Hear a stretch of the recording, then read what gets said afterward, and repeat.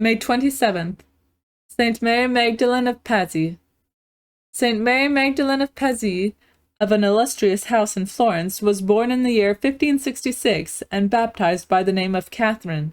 She received her first communion at 10 years of age and made a vow of virginity at 12. She took great pleasure in carefully teaching the Christian doctrine to the ignorant. Her father, not knowing her vow, wished to give her in marriage, but she persuaded him to allow her to become a religious. It was more difficult to obtain her mother's consent, but at last she gained it, and was professed, being then 18 years of age, in the Carmelite monastery of Santa Maria degli Angeli in Florence, May 17, 1584.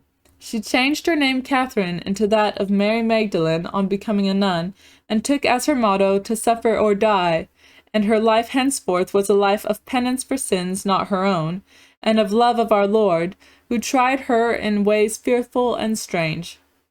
She was obedient, observant of the rule, humble and mortified, and had a great reverence for the religious life.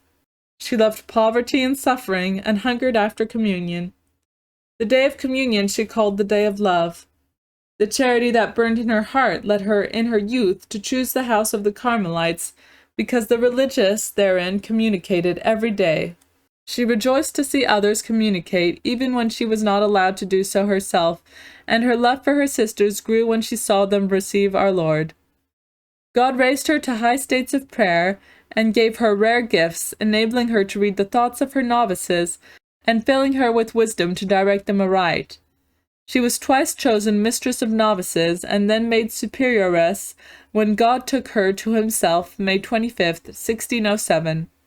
Her body is incorrupt. Reflection. Saint Mary Magdalen of Pazzi was so filled with the love of God that her sisters in the monastery observed it in her love of themselves and called her the Mother of Charity and the Charity of the monastery.